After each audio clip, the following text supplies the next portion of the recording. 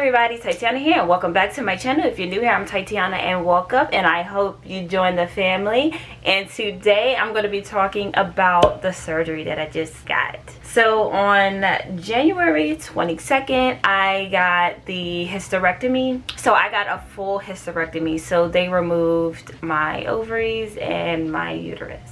It's kind of hard talking about this because I'm just thinking about the simple fact that I would never be able to have any more kids unless I was to get a surrogate, which that is something that I'm definitely considering. I'm considering getting someone to carry our baby, like in the future when we're ready to have another baby. Right now we're not, but like when we're ready to have another baby, I'm definitely considering getting a surrogate. But let me just give you a whole rundown on why I got the hysterectomy in the first place. So I have endometriosis, had endometriosis and PCOS. I also had cysts on my ovaries. PCOS is cysts within the ovaries, but I also had cysts on the outside of my ovaries. And then I found out when I went to the hospital a couple weeks ago that I have adenomyosis. So altogether, I've just been having a lot of issues with my female reproductive system. So the main issues that I was having was the fact that I was bleeding an awful lot and my periods was inconsistent. So I went to the hospital because my period came on 10 days early. I was bleeding heavily, I was clotting, and it was at that moment that I knew like something needs to change. Like, I am so tired of going through this pain every month. I'm so tired of dealing with the stress of like my periods being inconsistent and just basically not knowing when my period was going to give me a hard time. Like a lot of the times, most of the times, my period was like extremely heavy, extremely painful, even down to having sex was just extremely painful. But going through all of that, I knew that something had to change. I knew that something was going to happen with getting my female reproductive system basically removed. I kind of figured. I was like, look, this pain is getting out of hand. I'm extremely young, so I kind of knew. I was just like, look, I have a feeling that it's going to come to the point where I'm gonna have to get it removed. But thank God I have two beautiful babies. I have a 4-year-old daughter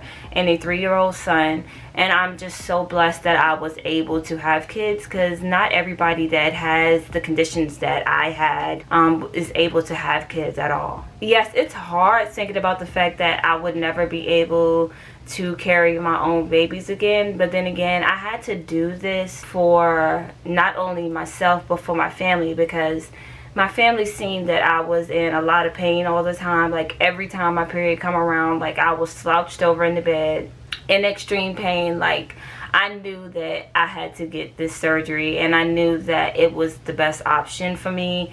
Like, was I 110% in getting the surgery? No, because of the simple fact of not having any more babies. But like I said, I knew that something needed to be done because it was just taking a extreme toll on my body. So let's talk a little bit about the healing process.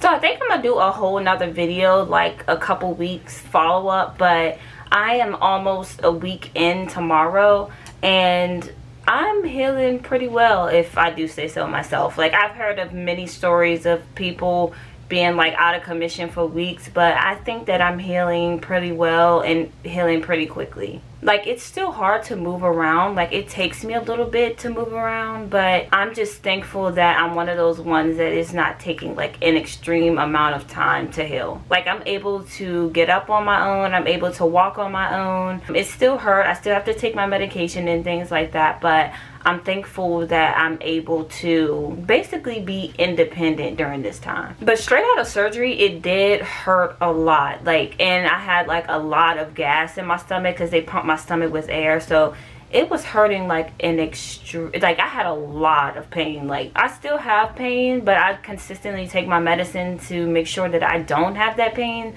Straight out of surgery, it was like extreme, especially the gas pain. Like, I think the gas pain was worse than anything. And I work from home, so I think I'm good to start work next week. I did tell my supervisor that I will be good to start next week, and if anything changes, I'll definitely let her know. But with this healing, I think and I'm doing pretty well. Now let's talk about mentally. Mentally, I just haven't been trying to think about it. The only thing, like I said, is the fact that I will never be able to carry my own kids again. Like, that's just so hard to come into terms with, but I'm trying to take it one step at a time. I'm just trying to deal with the healing process right now. And as far as my mental state, I'm just trying to keep everything inside for right now so I can just deal with the physical pain, and then I'll deal with the mental stress later on. But just getting a major surgery like that, especially at my age, is just really hard. I'm 27, by the way, and it's just really hard to think about it. I do have this medication that, like, it's a medication a medication patch that I have to put on my thigh. I don't know how long I'm have to do that, but my post-op appointment is supposed to be in 4 weeks, so I think like 3 weeks from now I'm supposed to be having a post-op appointment, so I actually need to call and get that scheduled. Another thing I'm worried about is like the menopause thing. Like, I do not want to go through menopause, but like my mother-in-law said, like, everybody's gonna have to do it, like, eventually. So, and I didn't have much information on menopause as well. Like, I thought that menopause is just something you have to deal with for the rest of your life, like every single day, but I kind of find out that that is not true at all. But I thought that that was the case, but thankfully that's not the case. Thinking about menopause at such a young age, it's just like, I don't want to have to go through that, but I would rather go through that than to deal with pain multiple times a month, like at different times. You don't even know when your period is coming. It could come early, it could come late. Like, I'm just done with that whole thing. But the biggest advice that I can give to people that has this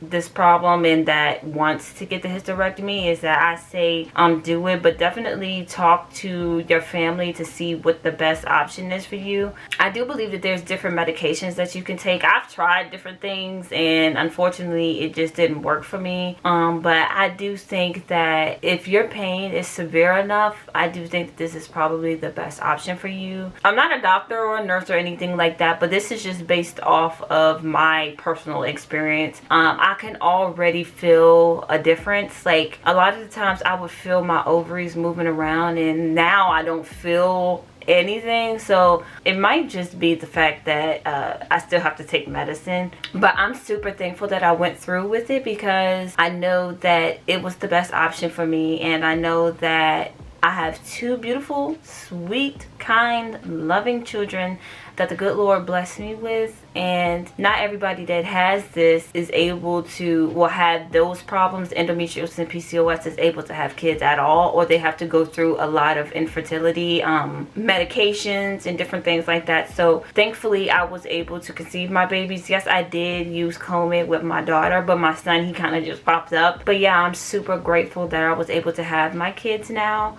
I have 2, a boy and a girl. People say I have the best of both worlds, so that's a good way to look at it. But I do think in the future I am going to get a surrogate to carry our babies. But I just wanted to hop on and give you guys a little rundown of the surgery that I had. Getting a hysterectomy is never any fun, especially being my age and thinking about the fact that you possibly want to have more kids in the future. It's hard to think about, but also at the same time, I knew that I was going to continue to go through this pain, and so I'm just happy that I went through with it. I do want to mention that the day before, like the night before the surgery, I was talking to my doctor and I was just like, I absolutely cannot do it. Like, I don't want to do it. But my doctor was just saying, you know, it's the best option to just pray on it and to see where you go from there. So I called my mother-in-law and I told her my concerns, and she basically calmed me down and talked me through it, and I was able to just say, okay, I'm going to make this decision not only for myself but for my family, because I know my family is tired of seeing me hurt every month. And I also want to focus on being a good mom to the 2 beautiful babies that I have now. So definitely a change that I'm trying to make right now is just be the best mom to my current babies. But if you guys have any questions about me, if you guys have any questions about the surgery, about the healing process, about the mental state, definitely just leave a comment down below. And if you're having these same issues with endometriosis and PCOS and adenomyosis, I still have a hard time saying that. If you have any problems with that, definitely leave a comment below and let's have a chit chat about it. Let's talk about it, because it's not easy going through this, especially just being so young. And even if you're not young, it's not easy going through it, period. So if you have any questions, or if you want to just conversate about this, leave a comment below and like this video. And I do hope you guys subscribe, and I hope to see you guys in the next one. Bye guys.